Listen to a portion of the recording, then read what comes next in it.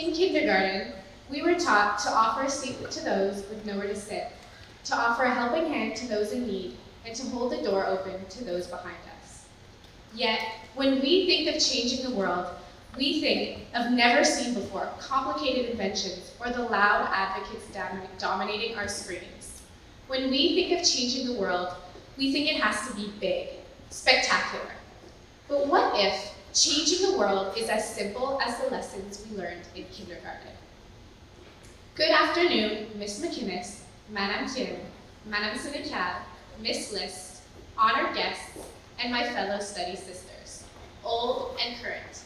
My name is Priya Kennedy, and I am this year's head girl.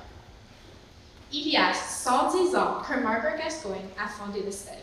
Son but n'était pas de devenir connue, ni de changer le monde, mais d'enseigner à 6 filles dans son appartement des choses qui comptent vraiment. Things that really mattered. Madame Gascoigne était passionnée par l'éducation des filles dans une période où l'éducation des filles était loin d'être la priorité.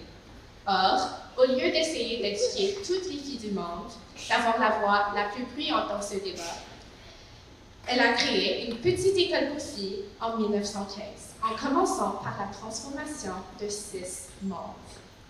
Ce qui a commencé comme une toute petite graine est devenu un formidable réseau mondial de plus de 4000 study girls qui ont grandi à The Study et porté leurs valeurs à travers le monde.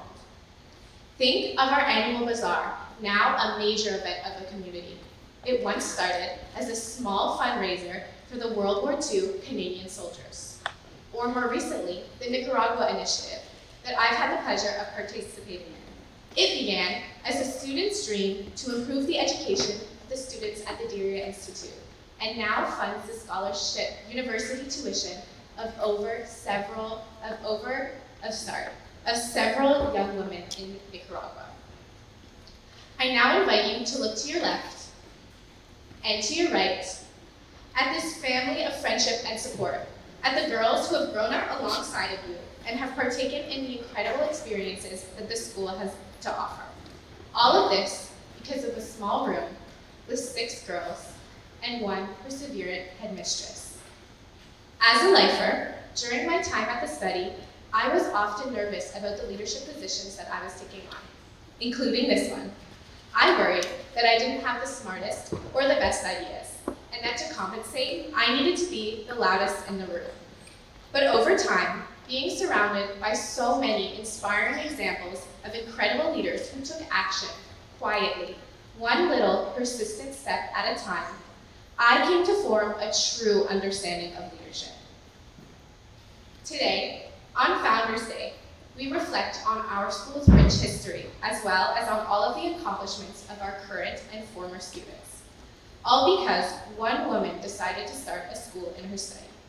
She may not be remembered as the loudest in the room, but instead as a supportive and involved leader who took action.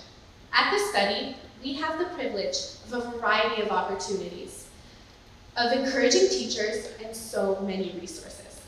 So if you see something that you want to change, don't wait for it to happen miraculously. Figure out one small action that you can take that moves in that direction. It doesn't have to be loud or noticeable. It just has to get done. While many of us are no longer the kindergarten students who will soon sing the study's birthday song, the lessons we learned at that point of our lives still hold true. Margaret Gascoigne offered seats to girls at tables that they had never had access to. And by holding the door open for a few girls each year, she created an institution that I feel so grateful to be a part of. Thank you.